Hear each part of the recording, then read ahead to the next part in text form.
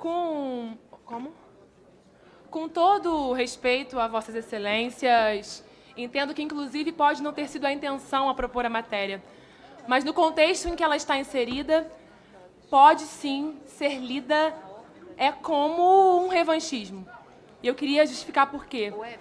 Seja o STF, há aqui nessa casa, deputado Alex, várias matérias tramitando, por exemplo, de criminalização do STF, pelo chamado ativismo judicial. Já fizemos esse debate aqui.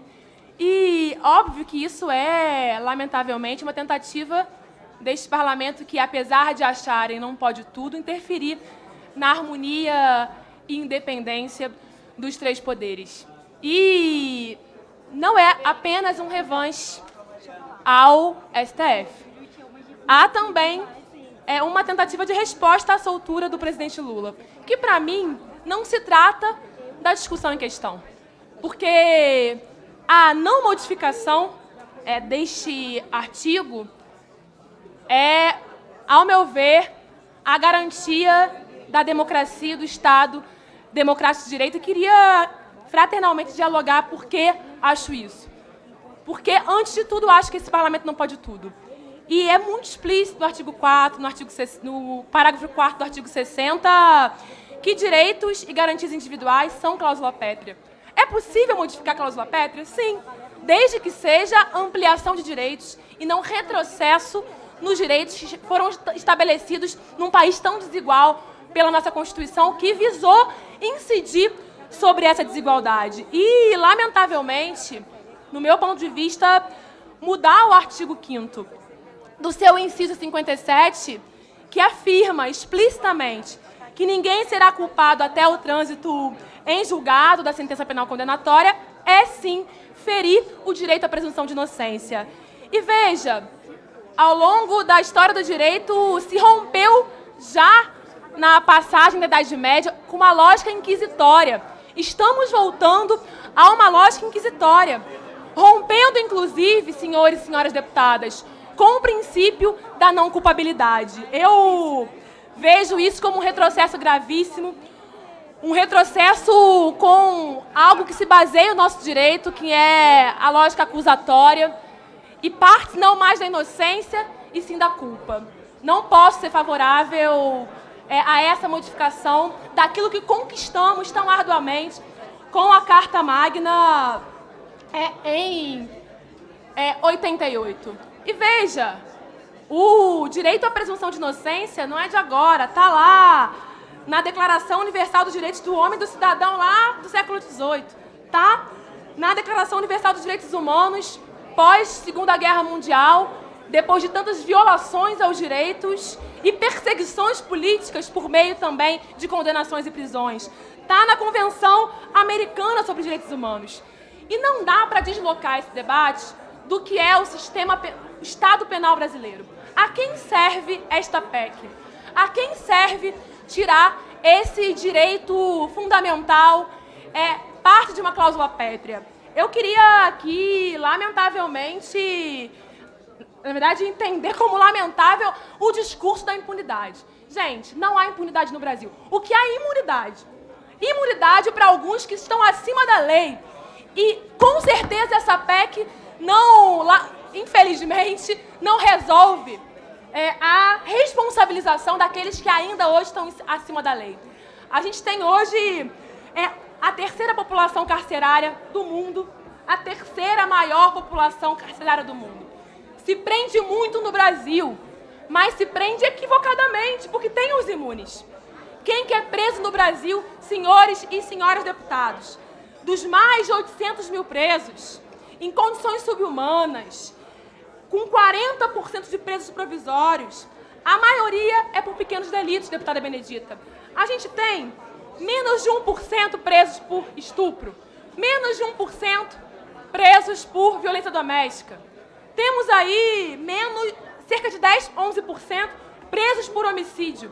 A maior parte, mais de 60%, são presos por furto, por roubo e por tráfico. Esse é o Estado Penal brasileiro, que se pretende fortalecer, seletivo, autoritário, racista, que se pretende fortalecer com essa matéria que está sendo discutido aqui. Aliás, a própria Suprema Corte fala do estado de coisas inconstitucional dos presídios brasileiros. E, lamentavelmente, também, o argumento falacioso que dialoga com o populismo penal da impunidade parece que não quer ver a realidade.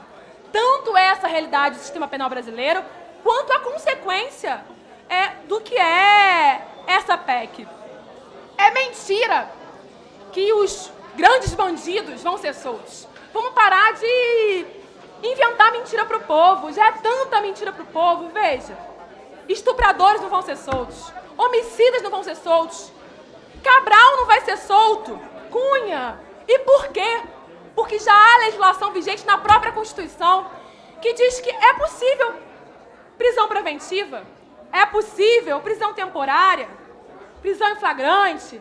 Essas questões estão garantidas. Não se trata de soltar esses que cometeram crimes ou não. Se trata de fazer justiça. Parem de mentir e dizer que aqueles que geram risco para a sociedade, que geram medo para a sociedade, que geram riscos, inclusive, para o processo em curso, vão ser soltos porque já há instrumentos na legislação vigente que impedem a soltura desses. Olha, mais uma vez aqui está aí o revanchismo em relação à soltura de Lula. Eu queria falar de um caso do Rio de Janeiro, que é o Renan da Penha. Renan da Penha foi preso acusado de avisar a comunidade quando a polícia chegava.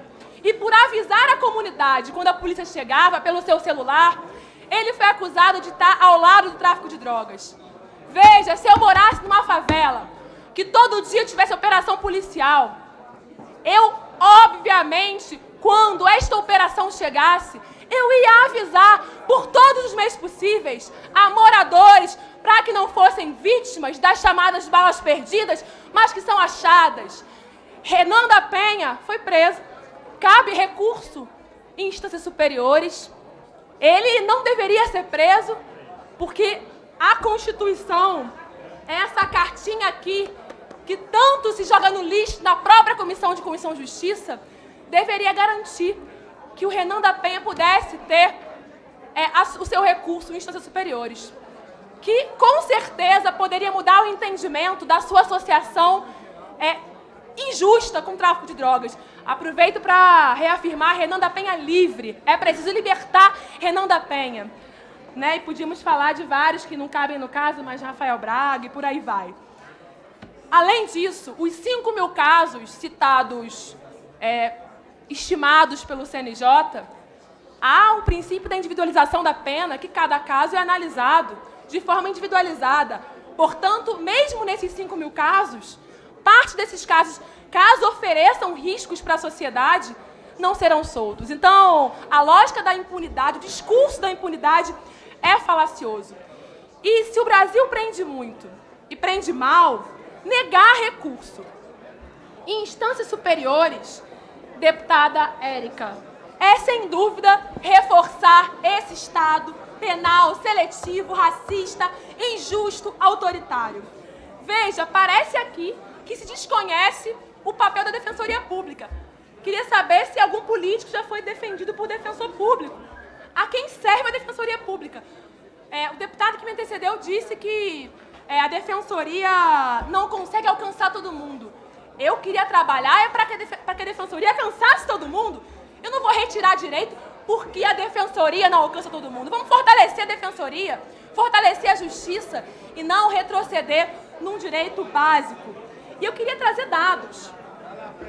A Defensoria do Estado do Rio, de 1.476 processos que analisou num período mais ou menos de um ano, que requereu junto ao STJ, mais de 40% dos recursos tiveram... Gente, vamos olhar dados.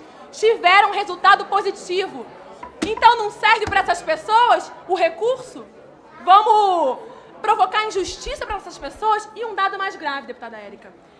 Veja, 7% de casos foi substituída em terceira instância a pena privativa de liberdade por restritiva de direitos, configurando uma grave, explícita ilegalidade do tribunal das instâncias anteriores. Veja a pessoa presa de forma ilegal.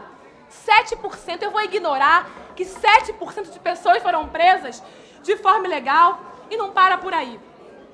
A Defensoria de São Paulo tem resultados positivos em 60% dos recursos especiais no STJ. Estou falando de Defensoria Pública, que normalmente atende ao povo.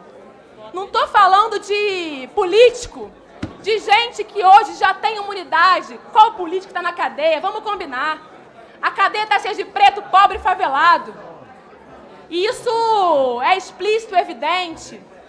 Do mesmo modo, nesse tempo que me resta, o argumento que queremos proteger corruptos, veja só, alguns inclusive com muita corrupção nas costas falando isso, é falacioso. Em 2018, apenas 4% dos habeas corpus concedidos pelo STF foram crimes de colarinho branco, seja lavagem de capital, organização criminosa. A maioria, que crimes estamos falando? Da maioria, tráfico de drogas, 49,4%, furto, 9%. E veja, então vocês estão querendo proteger traficantes. Há, inclusive, uma análise racista e seletiva de quem é traficante e quem não é. Segundo o Tribunal de Justiça de São Paulo, a gente tem negros processados por tráfico de drogas, deputada Érica, com menor quantidade de droga, que muitas vezes poderiam ser incluídos como usuários, como os playboys da Zona Sul, pelo menos no estado do Rio de Janeiro, são. Estou dizendo isso porque, infelizmente, o que a gente quer é trazer aqui um apelo aos senhores e senhoras deputados é que nós já temos um país marcado por resquícios autoritários, resquícios racistas, que nos remetem a tempos coloniais que queríamos que ficassem lá no passado. As prisões são expressão disso, os manicômios são expressão disso, os cemitérios públicos são expressão disso, corpos negros, favelados, muitas vezes injustiçados. A gente deveria estar aqui, ao invés de restringir um direito, ampliar o acesso a esse direito para os marginalizados que estão à margem dos direitos. A gente deveria estar aqui, ao invés de dialogar com o populismo penal e mentir para o povo brasileiro de que essa é a solução para deixar criminosos na cadeia, que farsa.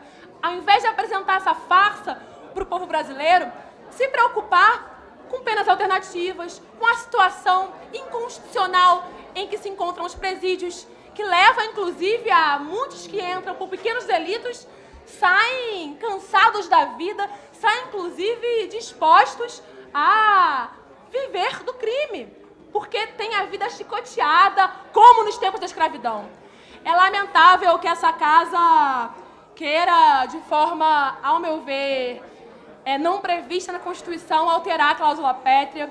É lamentável que, para isso, se use argumentos falaciosos de que estamos protegendo o bandido, argumentos da impunidade num país que pune muito. Por que não vamos pensar aqui em estratégias para enfrentar, de fato, o que é um sistema político que tem relações promíscuas com o setor privado? Vamos fazer uma reforma política que rompa com isso? Vamos fazer aqui, pensar em legislações que responsabilizem milicianos, amigos do Queiroz? Vamos pensar aqui em investigar as relações espúrias da família Bolsonaro com grupos de extermínio do Rio de Janeiro? Mas não. Se quer aqui, mais uma vez, votar uma matéria que não poderia ser alterada por ser cláusula pétrea e que também é antipovo. A gente, obviamente, do PSOL, o deputado Ivan, votará contrário a essa matéria, porque a gente já escolheu o nosso lado desde que escolhemos a política, e não só a política institucional, a política que é luta, que é cotidiano, que é povo. E com certeza, enganando o povo como vocês fazem, a gente não vai ampliar direitos para o Brasil. Essa não é a matéria que o Brasil precisa e nem mesmo é a matéria que o Brasil quer. É lamentável que seja pauta nessa CCJ.